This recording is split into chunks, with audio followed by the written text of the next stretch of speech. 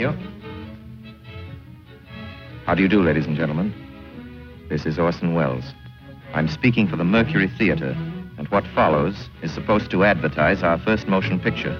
Citizen Kane is the title, and we hope it can correctly be called a coming attraction. It's certainly coming to this theater, and I think our Mercury actors make it an attraction. I'd like you to meet them. Speaking of attractions, well, the chorus girls are certainly an attraction, but frankly, ladies and gentlemen, we're just showing you the chorus girls for purposes of ballyhoo. It's pretty nice ballyhoo. But here's some of our real Mercury people. This is the first time you've seen most of them on the screen. Hey, give Joe a little light. Thanks. Now smile for the folks, Joe. Smile. Joseph Cotton, ladies and gentlemen. That's it. Joseph Cotton. I think you're going to see a lot of him.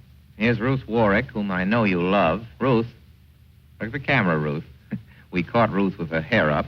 And here's somebody you've all heard on the radio, so I don't have to tell you he's wonderful. Ray Collins. Dorothy Comingore is a name I'm going to repeat. Dorothy Comingore. I won't have to repeat it much longer. You'll be repeating it. And here's George Coulouris, who's a grand actor. I'll say that name again. George Coulouris. Watch it. Here comes Everett Sloane. Look out, Everett. Oops. Everett Sloane, ladies and gentlemen, he isn't necessarily a comedian. And here's one of the best actors in the world, Agnes Moorehead. I've said a lot of nice things, but Erskine Sanford deserves some more. Erskine Sanford. So does Paul. Paul Stewart, everybody. Citizen Kane is a modern American story about a man called Kane, Charles Foster Kane. I don't know how to tell you about him. There's so many things to say. I'll turn you over instead to the characters in the picture. As you'll see, they feel very strongly on the subject. Charles Foster Kane is... Sure, he started the war.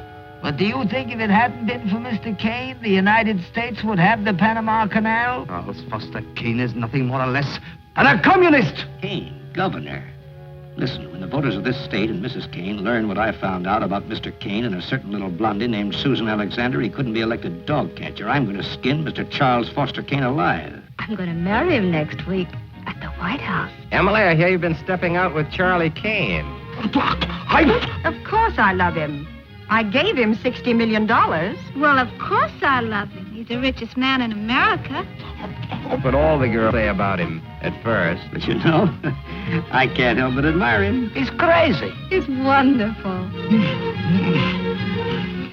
Ladies and gentlemen, I don't know what you'll think about Mr. Kane. I can't imagine. You see, I play the part myself. Well, Kane is a hero and a scoundrel, a no account and a swell guy, a great lover, a great American citizen, and a dirty dog. It depends on who's talking about him. What's the real truth about Charles Foster Kane? I wish you'd come to this theater when Citizen Kane plays here and decide for yourself.